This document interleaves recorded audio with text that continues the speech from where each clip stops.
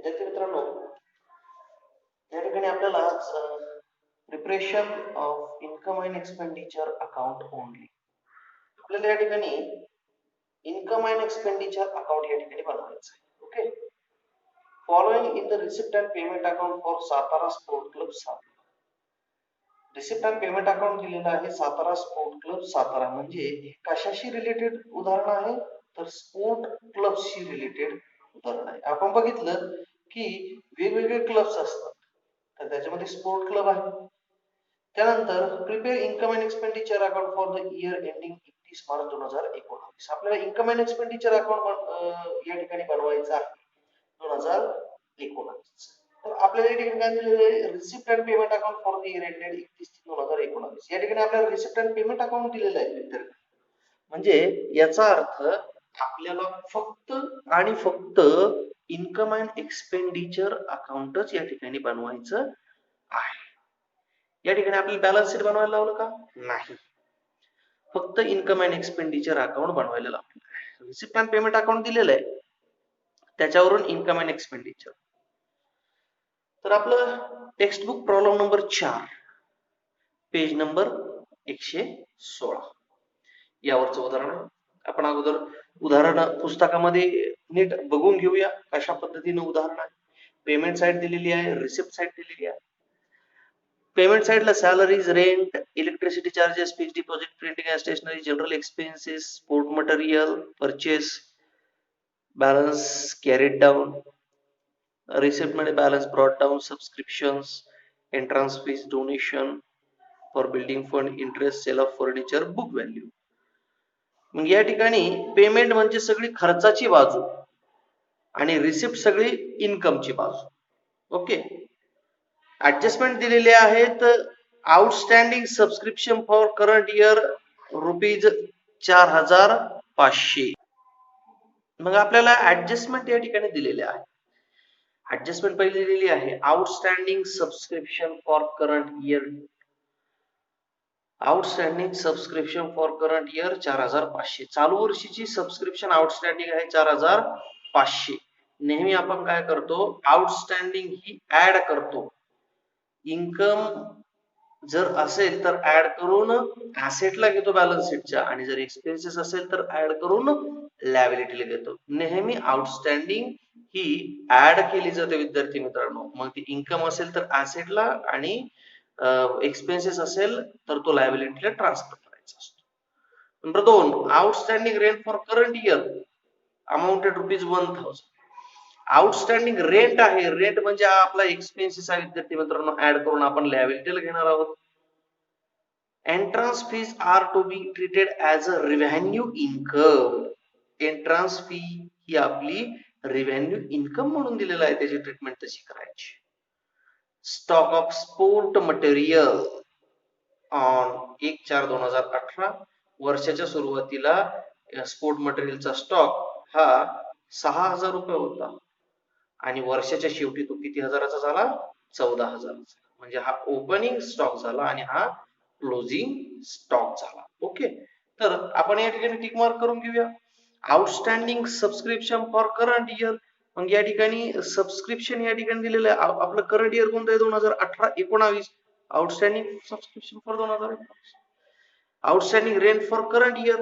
Outstanding rent या ठिकाणी outstanding rent दिलेलं आहे. Entrance fees are to be treated as a revenue income. मग या ठिकाणी एंट्रन्स फीज आपला रिव्हेन्यू इन्कम दिलेला आहे. ओके, मग या ठिकाणी आपल्याला एंट्रन्स फीज कुठे दिलेला आहे हे बघणार आहोत. हा एंट्रन्स फीज. ओके, त्याच्यानंतर स्टॉक ऑफ स्पोर्ट मटेरियल. मग या ठिकाणी स्पोर्ट मटेरियल या ठिकाणी दिलेलं आहे. ओके, चला आपण उदाहरण सोडवायला आता या ठिकाणी सुरुवात करूया. आपण या ठिकाणी अशा पद्धतीनं हे अकाउंट टाकलेलं आहे. In the books of Satara sport club Satara, income and expenditure account for the year ended 31/3/2019. Expenditure दिलेले आहे, इन्कम दिलेला आहे, एक्सपेंडिचर दिलेला आहे, इन्कम दिलेला आहे. ओके, मग आता तुम्हाला सांगितल्याप्रमाणे आपण काय करणार आहोत विद्यार्थी मित्रांनो, पेमेंट साइड सगळी एक्सपेंडिचरला घेणार आहोत आणि रिसिप्ट साइड सगळी इन्कमला या ठिकाणी ट्रान्सफर करणार आहोत. चला मग ट्रान्सफर करूया. मग पहिला आपण सुरुवात करूया पेमेंट साईडने, म्हणजे जो आपला एक्सपेंडिचर आपण घेणार आहोत. मग या ठिकाणी पहिला घेणार आहोत आपण सॅलरीज. मग या ठिकाणी आपण म्हणणार टू सॅलरीज.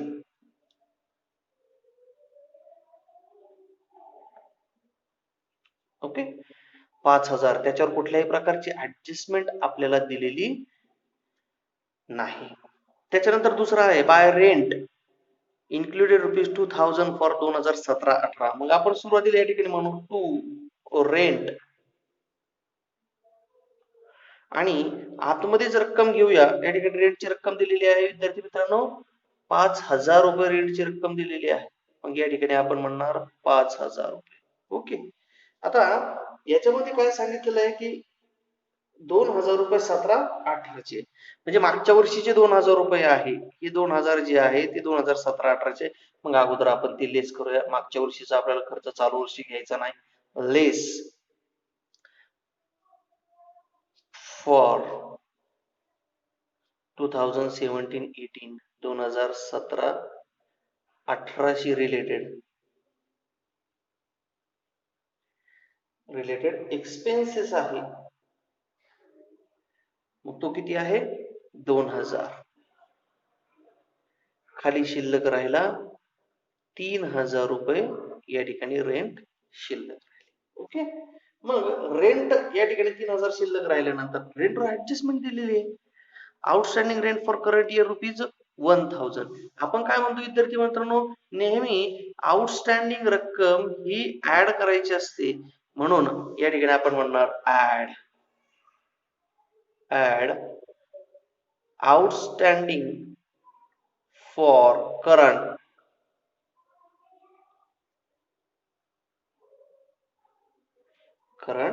इयर. करंट इयरचे आउटस्टँडिंग किती विद्यार्थ्यांनो, 1,000 रुपये आउटस्टँडिंग आहे. ओके, मग 3 आणि 1 4,000 रुपये या ठिकाणी आपण बाहेर घेणार आहोत. ओके, रेंटचे ऍडजस्टमेंट आणि रेंटचा इफेक्ट आपल्याला समजलेला आहे. बरं, आता outstanding for current year add केलेली आउटस्टँडिंग एक्सपेन्सेस, हे त्याचा दुसरा इफेक्ट हा बॅलन्स शीटच्या लायबिलिटीला होतो, पण आपल्याला या ठिकाणी काय सांगितलेलं, फक्त income and expenditure account only. त्याच्यामुळे जर आपण बॅलन्स शीट तयार केलं असतं तर दुसरा इफेक्ट आपण लायबिलिटीला घेतला असता. ओके, चला पुढे. बाय इलेक्ट्रिसिटी चार्जेस, या ठिकाणी इथे म्हणणार टू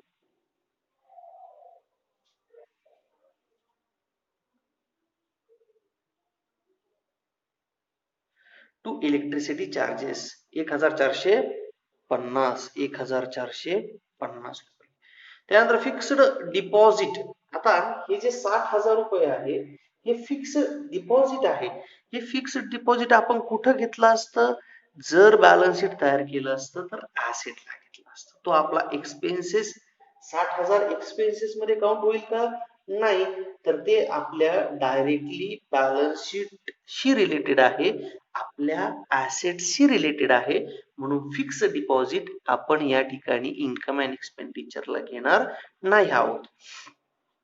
पुढे आहे प्रिंटिंग अँड स्टेशनरी 750, या ठिकाणी म्हणणार टू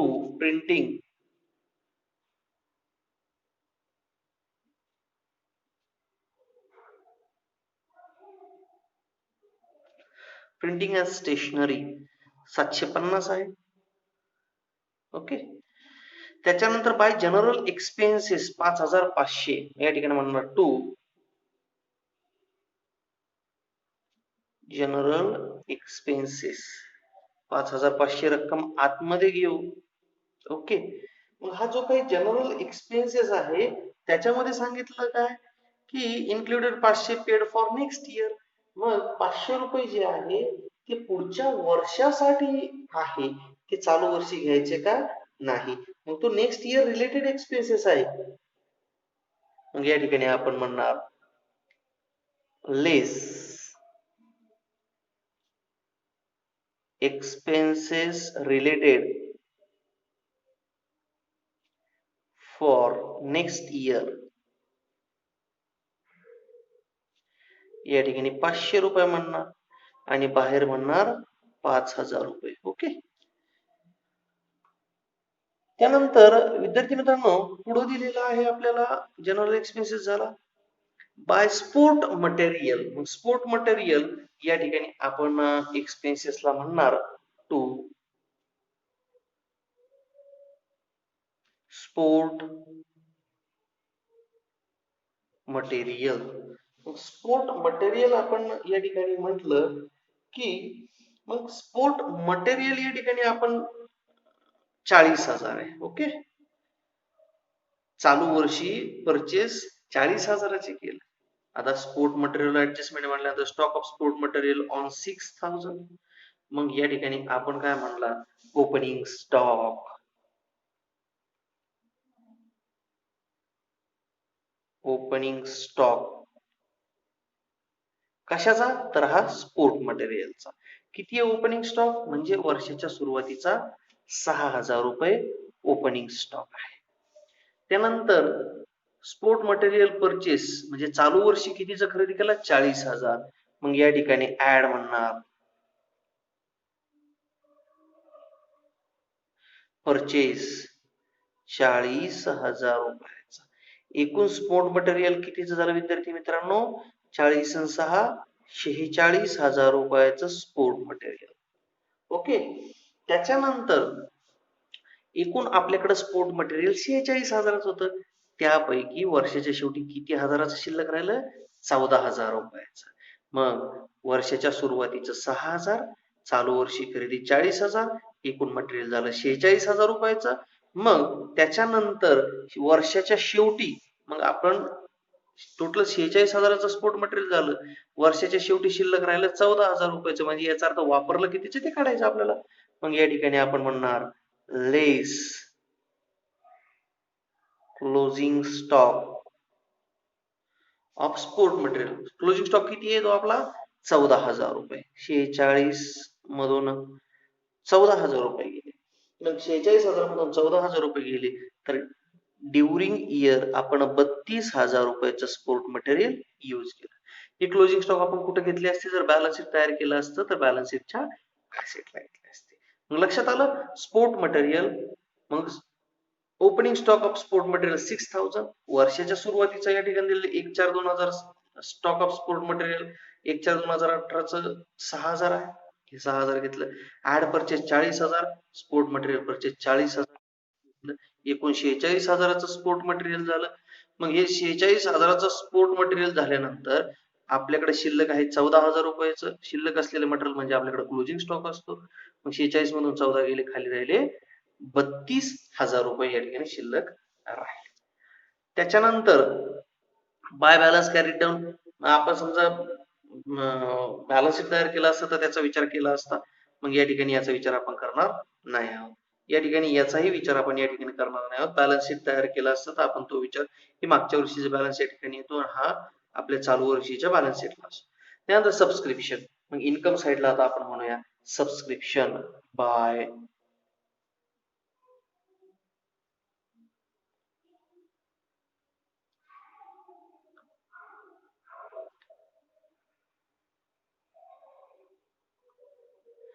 सबस्क्रिप्शन. आता नेहमी विद्यार्थ्यांनो ज्यावेळेस उदाहरण सोडवायला चालू करतो या ठिकाणी आपल्याला बॅलन्स शीट दिलेला नाही. मग बॅलन्स शीट जर दिलेला असता तर हे मागच्या वर्षीचं सबस्क्रिप्शन आणि पुढच्या वर्षीचं सबस्क्रिप्शन आपल्याला लक्षात आलं असतं. मग आपल्याला फक्त सबस्क्रिप्शन घ्यायचं कोणतं आहे, नेहमी चालू वर्षाची सबस्क्रिप्शन घ्यायचं आहे. मग फॉर 2018-19 चालू वर्षाचं 44,500 रुपये सबस्क्रिप्शन.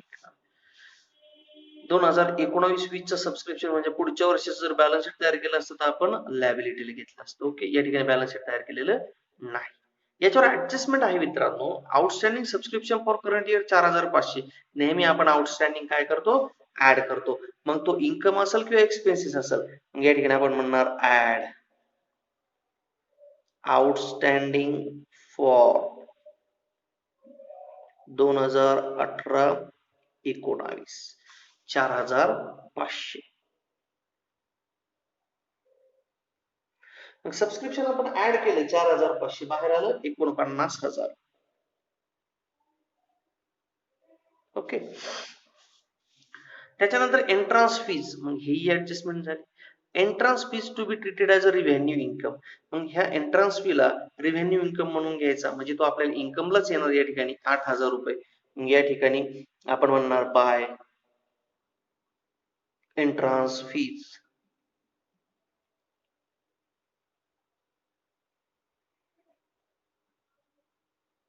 ओके, तो एंट्रन्स फी येणार या ठिकाणी बाहेर 8,000 रुपये. ओके, त्याच्यानंतर पुढे दिलेलं आहे डोनेशन फॉर बिल्डिंग फंड. आपण बॅलन्स शीट तयार केलं असतं तर ह्या फंडचा विचार नक्की केला असता, परंतु बॅलन्स शीट तयार केलेलं नाही, त्याच्यामुळे आपण डोनेशनचा विचार करणार नाही आहोत. ही तुमची कन्फ्युजन होत असेल, पण आपण ज्यावेळेस बॅलन्स शीट तयार करू त्यावेळेस आपल्याला लक्षात येतं, कारण नेहमी बिल्डिंग फंड हा लायबिलिटी लिहित असतो. टू इंटरेस्ट, आपल्याला व्याज मिळालं 600 रुपये. मग या ठिकाणी आपण म्हणणार बाय इंटरेस्ट.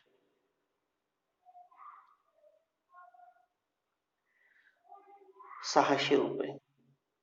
ओके, त्याच्यानंतर टू सेल ऑफ फर्निचर 4,500 रुपये. आता बुक व्हॅल्यू, आपण फर्निचर विकलेलं, फर्निचर विकून किती मिळाले आपल्याला? 4,500 रुपये मिळालं. फर्निचर होतं 8,000 रुपयाचं, या ठिकाणी म्हणणार बुक व्हॅल्यू 8,000 रुपये. आणि सेल व्हॅल्यू केवढ्याला विकलं? 4,500. 8,000चं फर्निचर 4,500 ला विकलं. तोटा झाला का फायदा झाला? तर तो आपल्याला या ठिकाणी तोटा झाला. तो किती तोटा झाला? 3,500 रुपये या ठिकाणी फर्निचर आपल्याला विकून तोटा झाला. मग या ठिकाणी आपण टू सेल ऑफ फर्निचर, या ठिकाणी आपण म्हणणार रिसिप्ट साइडला म्हणणार आपण. व या ठिकाणी सबस्क्रिप्शन आपण या ठिकाणी इंटरेस्ट घेतला. त्याच्यानंतर ही जी रिसिप्ट साइड आहे, आता या ठिकाणी टू सेल ऑफ फर्निचर 4,500 आपल्याला या ठिकाणी मिळाले. आता 4,500 रुपये आपल्याला ज्यावेळेस मिळतात तर ते काय, आपण आपले ऍसेट विकली म्हणून 4,500. पण 8,000ची ऍसेट 4,500 ला विकली, हा आपला काय झाला? तोटा झाला, लॉस झाला. मग या ठिकाणी लॉस नेहमी कुठे येतो? एक्सपेंडिचरला येतो. मग या ठिकाणी आपण म्हणणार to sale of furniture. To sale of furniture कंसात म्हणणार लॉस, किंवा to loss on sale of furniture असंही म्हटलो असतो आपण. मग तो 3,500 रुपये झाला. जर ऍसेट आपण या ठिकाणी तयार केली असतील, बॅलन्स शीट तयार केलं असतं, तर या ठिकाणी फर्निचर घेतलं असतं, फर्निचर मधून 8,000 मधून 4,500 वजा केले असते, 3,500 लॉस हा आपण इकडे घेतलेला. आता या ठिकाणी काही राहिलेलं आहे का? नाही. टू सेल ऑफ फर्निचर झालं. स्पोर्ट मटेरियलची ऍडजस्टमेंट या ठिकाणी झालेली आहे. आता आपल्याला या ठिकाणी काय करायचंय? टोटल मारायचे आहे. मग या ठिकाणी टोटल म्हणणार 49, 50 आणि 57,600 रुपये या ठिकाणी येणार. 57,600 रुपये आपण या ठिकाणी येणार. याही ठिकाणी म्हणणार 57,600. या मोठ्या टोटल मधून डेबिट साइडची टोटल वजा जर केली तर त्या ठिकाणी वजा जाता रक्कम शिल्लक राहते ती 5,900 रुपये शिल्लक राहते. मग या ठिकाणी 5,900 रुपये रक्कम शिल्लक, त्याला नाव देणार excess of income over expenditure. मग या ठिकाणी आपण म्हणणार excess of income over expenditure.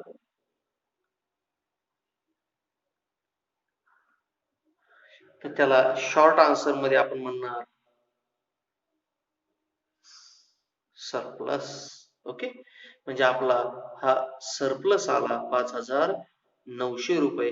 जर बॅलन्स शीट तयार केलं असतं तर आपण बॅलन्स शीटच्या लॅबिलिटीला या ठिकाणी तो इन्कम घेतला, सॉरी सरप्लस घेतला असता, कॅपिटल फंड मध्ये तो ऍड केला असता. तर हे अशा प्रकारे विद्यार्थी मित्रांनो, तर स्पोर्ट क्लब ऑफ साताराचं उदाहरण अशा पद्धतीने आपल्याला सोडवता येईल. आपण पुस्तकामध्ये व्यवस्थित बघून घ्याल आणि या ठिकाणी उदाहरण सोडवण्याचा प्रयत्न कराल. धन्यवाद.